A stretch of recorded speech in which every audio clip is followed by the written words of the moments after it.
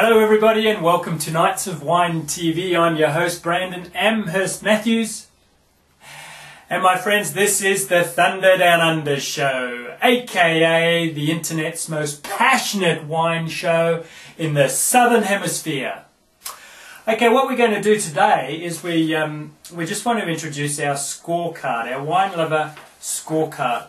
Now this is something that you'll get on the evening. And basically it helps you assess the scores. Now what it is you've got A, B, C, D and E, which was the bottles we showed you yesterday, and also what we do is we break it down into 20 points. Now with this scoring system, every time you taste a wine you can basically give it a score in your mind, so that you can assess it to yourself to see how much you like it. Everyone's scores are going to be different. It's not a competition who scores it the least or the most, or who can pick the most people think they've got to try and work out which is the most expensive wine and give that the biggest score, but you can't do that anyway when they're all blind, whether you try to or not. So what we do is we've got appearance, aroma and taste. Now appearance, basically 3 points. Aroma 7 points and taste 10 points, and this brings you up to your 20 points. Now with your appearance, what we do is I'll go through it as we discuss it. So you get a little splash of wine in your glass, and what you're doing is you're looking at the appearance. Now here we've got a few little boxes to help you remember what you thought of the wine as you go. So basically what that is you're looking for whether a wine is off colour or it's the correct colour. Is it cloudy or dull, or is it clear and brilliant? The other thing is you can tell by colour whether a wine is mature or a young wine. Now what you do is you can hold the wine like this against a white backdrop. You tilt the wine over so you sort of see the meniscus of the wine, and just right on the edge there you can sort of see it's as a plummy wine. It's probably a younger wine. Most wines are drunk quite young these days when you get them from the commercial liquor stores. Now I always give 3 for appearance, so that, I mean, any commercial wine should be a 3. So then the next thing is the aroma or bouquet. Now aroma and bouquet mean the same thing. It's basically the nose of a wine. Aroma being for the younger wine, and bouquet for maybe an older wine or an old country wine, which is Europe. Now what you do is you agitate the wine, or you get a good agitation going, so that the wine releases some flavours and odours, and then sniffy sniff sniff. That's it. Ooh, that's. Now when you smelling a wine, you can leave your palate open slightly and put your tongue on top of your mouth, and it brings the flavour through into the back of your palate as well. Now I'm not going to describe this wine to you. I'm just going to go through the basic process. That's got quite a bit of flavour. It's a musty, almost a musty flavour there.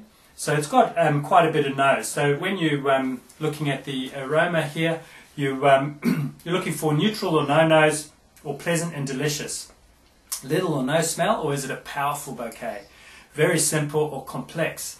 Now we'll go on further about how to define those different flavours as we get different guests in and those sorts of things. But for now I just want to go over this quite briefly with you so that you can understand how it all works. Now after you've had your sniffy sniff, you can then chuck a bit back and have a taste.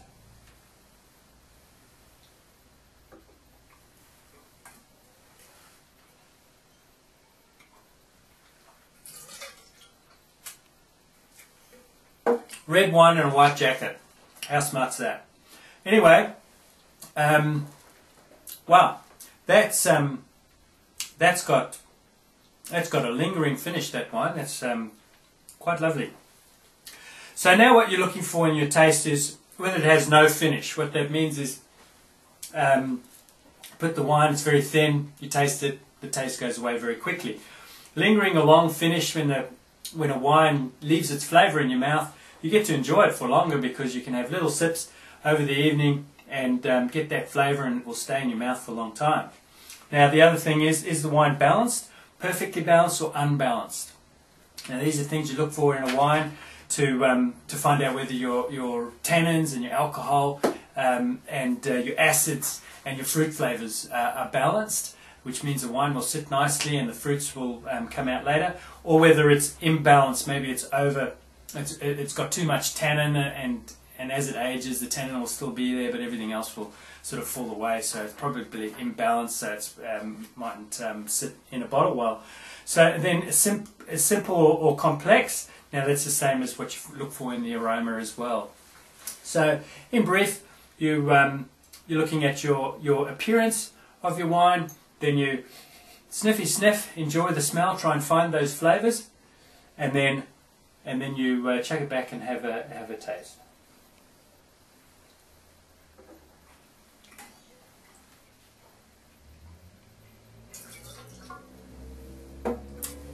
Swirl the wine around in your mouth, get through all the taste buds, so you can get a good flavour of the wine. You can spit it out, or you can swallow, depending on what you enjoy. If you're driving, of course, you might want to spit the wine out and just enjoy the flavour of it.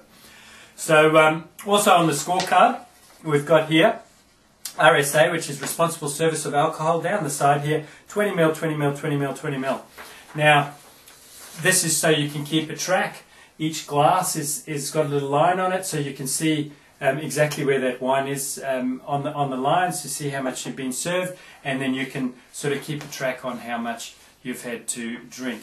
If you've over 3 hours you've ticked off all those boxes, you've got to be very careful whether you can drive or not, because people are different sizes, and you have to use your own judgment in that and your own responsibility. We've provided you with a measuring stick there so you can keep track with a pencil. You just cross it out.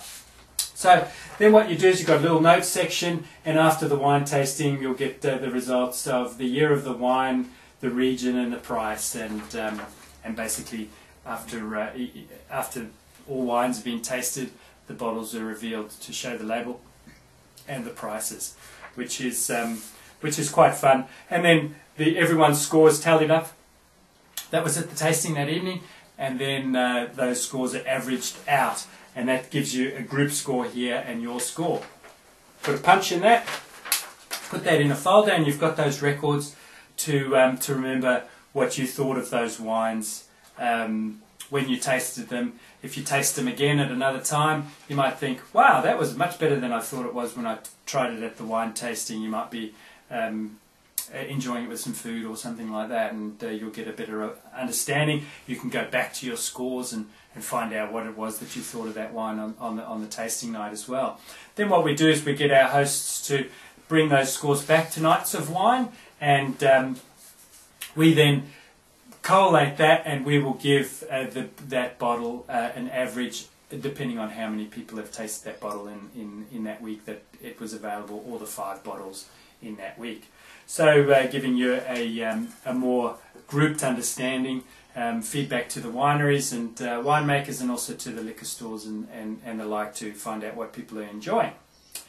So this is it, folks. This is how we're going to do it. We're going to have these wine tastings. Tomorrow what we'll discuss is we want to discuss the different categories within our wine lovers groups, so that we can get a broader audience of people coming along to our groups, so that we can bring like-minded people together, and we'll discuss those category groups tomorrow. But folks, me and a little bit of you, we're going to be changing the wine world, whether they like it or not.